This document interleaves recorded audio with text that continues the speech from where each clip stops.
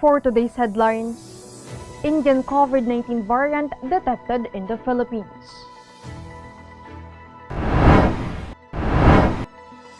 Duterte declares a state of calamity over ASF outbreak. Mount Bulusan placed under alert level 1. Philippines among priority countries in Israel excess vaccine distribution. Rafael Nadal still undecided on Tokyo Olympics participation. Marcos not giving up on electoral protest.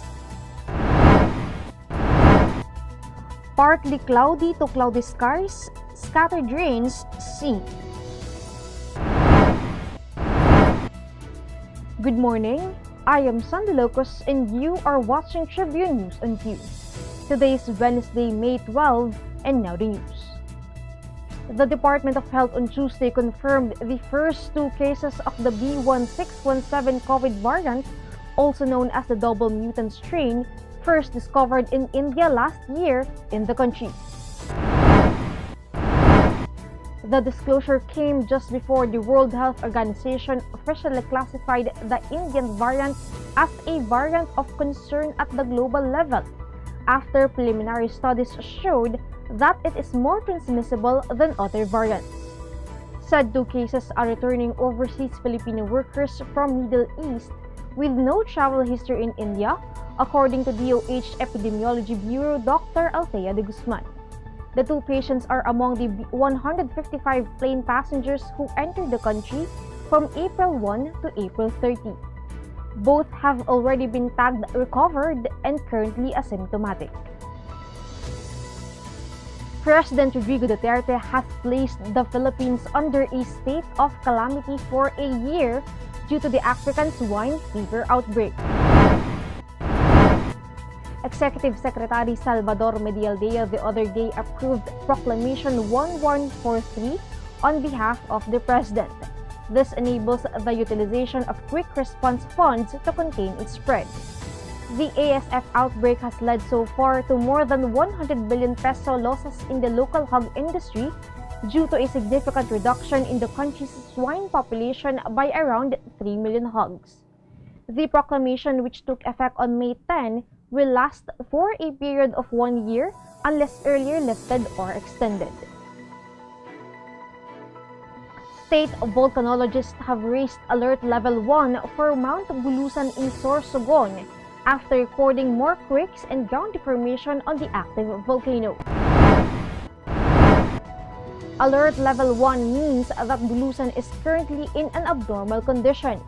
A total of 124 volcanic earthquakes were recorded by the monitoring network on Bulusan since May 8, PHIVOLCS said in a bulletin issued on Tuesday night. PHIVOLCS likewise reminded local government units and the public that entry into the 4-kilometer radius permanent danger zone must be strictly prohibited and that vigilance in the 2-kilometer extended danger zone on the southeast section must be exercised because of increased possibilities of sudden and hazardous phreatic eruptions. Tribune News on Q will be back after these reminders. Hatch something big! The all-new Honda City hatchback with 4 seating modes. Utility mode, long mode, tall mode, refresh mode. The all-new City hatchback. Hatch more life!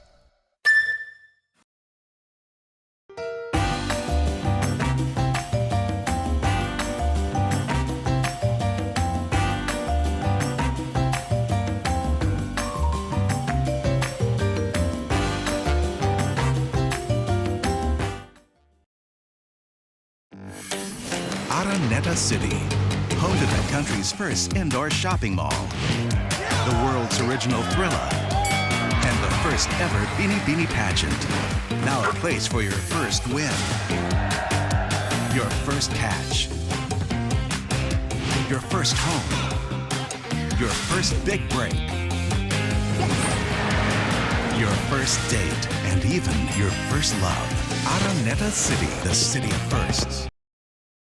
Viber is the free and secure way to connect with friends and family, anywhere. Send messages and make phone and video calls for free. Download Viber now. The Philippines is among the priority countries of Israel in sharing excess doses of COVID vaccines, Israeli Ambassador Rafael Harpas said.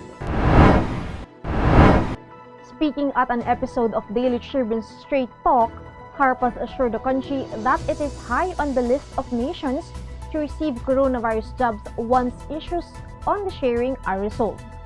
Legal concerns hound the request of the Philippines and 19 other countries for Israel to donate its excess jobs to them, as the agreement signed by its government with manufacturers prohibits the delivery of vaccines outside their country. The ambassador said their health department has been in close contact with vaccine czar Carlito Galvez Jr. and Health Secretary Francisco Duque III to share how they were handling the pandemic.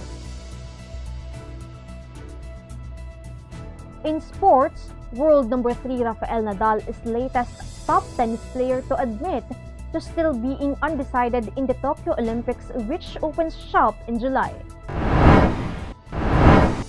The 34-year-old Spaniard won gold in the singles in Beijing in 2008 and followed it up with another gold in the doubles event with Marc Lopez in Rio de Janeiro in 2016. Although not specifying his reason, it was pretty clear that the tennis superstar is reluctant to see action in the Summer Games because of the coronavirus disease pandemic. And he is not the only one. Earlier this week, Serena Williams said she was undecided about going to the Olympics, while Japanese stars Naomi Osaka and Kei Nishikori have both raised concerns about whether Tokyo should be hosting the games at all. Former Senator Bongbong Marcos has filed before the Supreme Court a motion for reconsideration, still in relation to his electoral protest against Vice President Leni Robredo. The 96-page pleading asks the High Tribunal to continue looking into his protest, particularly the election results in 3 provinces in Mindanao, Lanao del Sur, Maguindanao, and Basilan, where poll fraud allegedly took place. Part of the former lawmaker's petition, filed by his lawyer George Erwin Garcia, is for the Supreme Court to a special committee to conduct hearing, receive evidences, and access the evidence for his third cause of action, which seeks to nullify the 2016 vice presidential election results. It was last February when the PET dismissed Marcos' entire election protest. A low-pressure area was spotted at 640 kilometers east of Davao City. It is embedded along the Intertropical Convergence Zone affecting Mindanao and Palawan.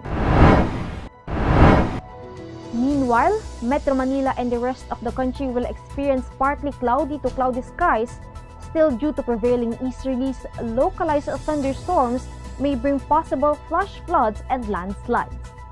The heat index is expected to be between 27 to 34.4 degrees Celsius, while humidity is pegged at 49 to 79%.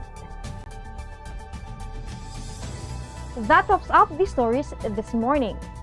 Catch the latest news on our website, tribune.net.ph, and follow us on Facebook, Twitter, and Instagram.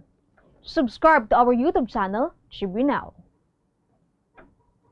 The Daily Tribune is one with the nation in facing the COVID-19 crisis. In line with this, the Daily Tribune digital edition on Press Reader is now available for free online. You can also download the Daily Tribune app on Apple Store or Google Play to get the latest and most comprehensive news online. Daily Tribune is also inviting everyone to join its community Viber Kachibu to get updates on the freshest and hottest news and entertainment stories of the day. City emoticons are also available on our community Viber. Just visit the sticker store and search for Kachibu Community. And before we go, we would like to thank the SM Store and Araneta Center. Again, this is Sunday Locust and you're watching Tribune News on Q. Stay safe, stay healthy, and stay at home. Good morning and have a nice day.